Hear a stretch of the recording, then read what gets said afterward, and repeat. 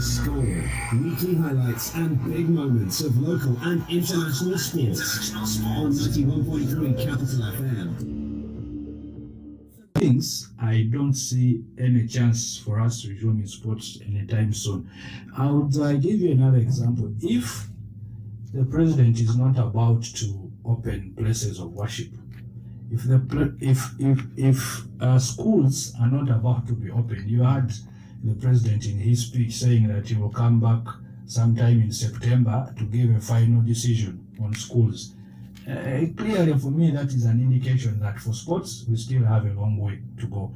So that informed our decision, and we said that I think it is important here to let our members know that we don't think we shall be playing anytime soon. We would rather use this remaining period till the end of the year for us to plan for a better 2021 season.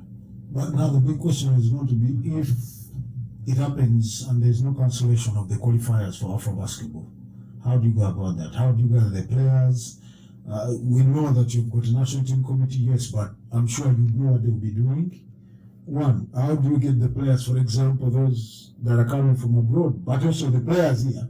How do they train? How do they fly out? If you have to go to Cairo, for example, to Alexandria, so it is a very tricky situation for us. But for information, the qualifiers for Afrobasket will not be cancelled because the international body, that's FIBA, lifted the suspension on international competitions to go ahead. They gave a green light. So that means that basically you have to qualify. We have to be part of that because you can't afford to miss. Afrobasket takes a cycle of 4 years. So if you miss, then you have to wait for another 4 years. So the challenge of getting the players together and making sure that they are ready to compete at the qualifiers, that's what we have to discuss now and design a mechanism to see how we can get our players ready. Luckily enough, some of the players are going to be foreign-based players, but of course a big chunk will come from here.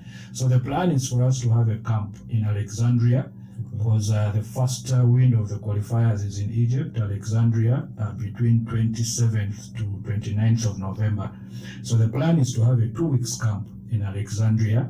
We hope that the players will be able to gel. We plan to have friendly games with the clubs in Egypt.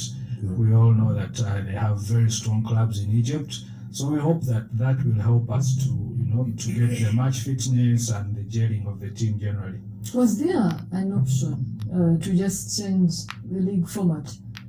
First of all, change the league format, or maybe change the months in which the league itself could be played? The plan was actually this year to start early in March and finish maybe by end of August or first week of September, because we want to cut the league short to strictly 6 months. Now, if we start in Feb next year, by end of August, we should be done with that league, because the international calendar starts from September onwards. That's when you're going to have all those international events happening.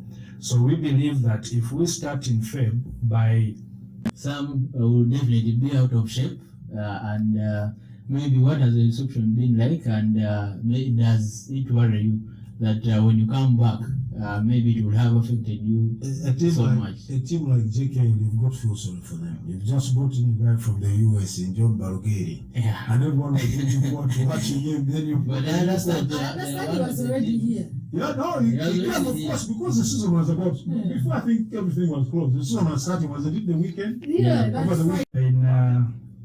we are in touch with the clubs. We have a forum where we discuss most of the constant questions from these clubs, saying, you see, you need to give us a position. Are you going to play? Are you extending the season? What is the plan? And all this. And most of their concerns have always been that, guys, look here, we have players that we pay monthly and all that, so we need to know what the plan is. If we are not going to have basketball, then probably we terminate the contract. So we see how to go about this. So it is part of the feedback that we were receiving from the clubs that also informed our decision to call off the league. I know it's going to be a big challenge because players have been working out, doing like individual trainings for them to remain fit and all that. But after announcing that there is no basketball this year, definitely most of them are going to switch off. They are going to switch off and probably try to do other things and all that. So it's going to be a very big challenge for us that players will come back when they've put on weight, they are unfit, and all those issues that go along with not being active in sports. Well, that's certainly going to be a tough one for a lot of the clubs as well, because a couple of clubs had signed players. That means they're actually giving them money and all.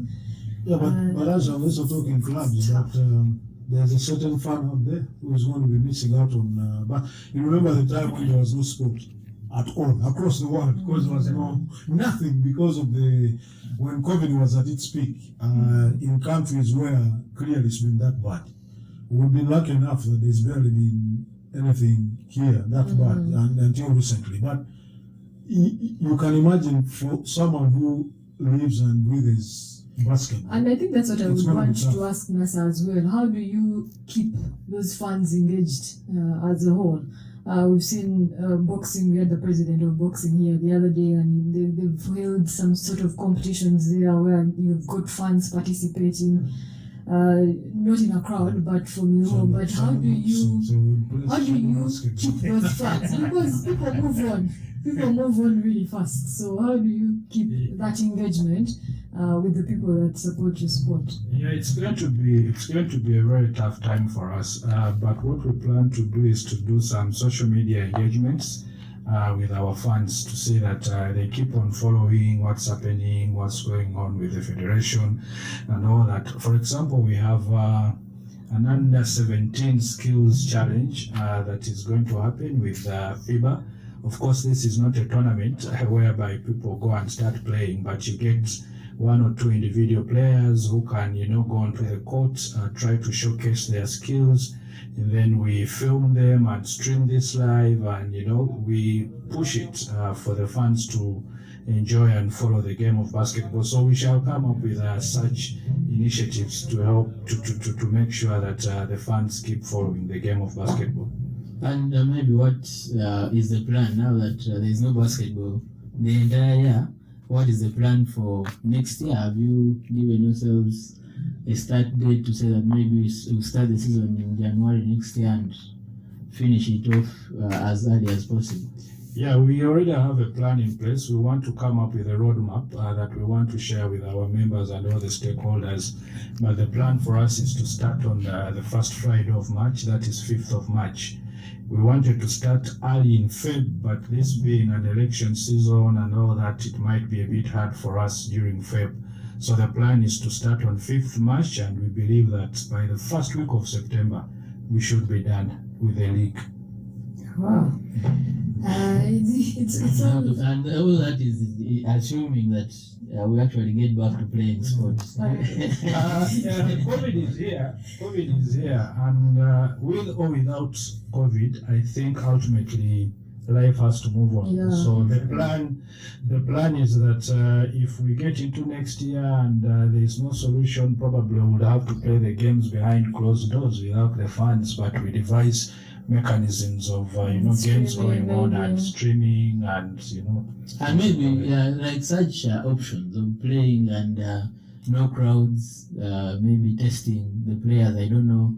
Are these some of the things that you looked at, and the possibilities of, say, having players tested and you get to playing without fans? Maybe games can be streamed on YouTube or anywhere. Did you think of that before cancelling the entire season? Yeah, because at the moment, the Minister of Health and Government can't even allow you to play, even if you say we are testing players and all that, because those are some of the SOPs that we developed. But there is no clear indication that even with those SOPs in place, they would allow you, because we had said that you must have temperature guns and make sure you take temperatures of all the players, you have sanitizers, you have, all sorts of things that could be put in place to prevent the spread of this COVID-19. But even that in place, you have no clear indication that you can be allowed to play again.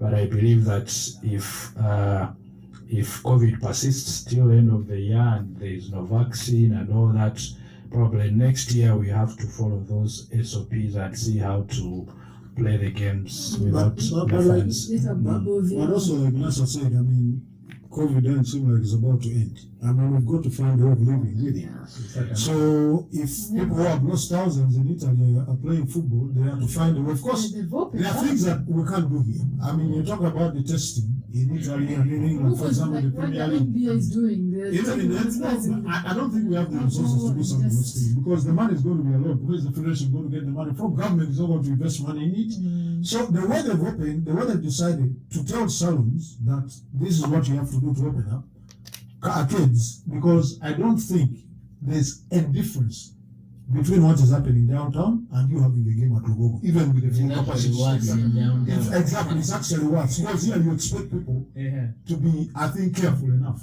to be sincere to you. So they're actually even easy to talk to and told exactly what to do. And it's the same thing for football.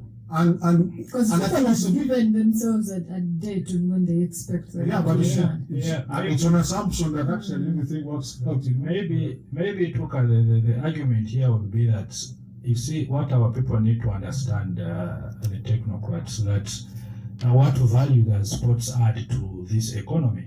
Because when you bring that argument, they'll tell you, but you know, these are businesses, they're adding value to our economy, but you are sports, what value are you adding? You know, the president has said this a couple of times, that sports is leisure.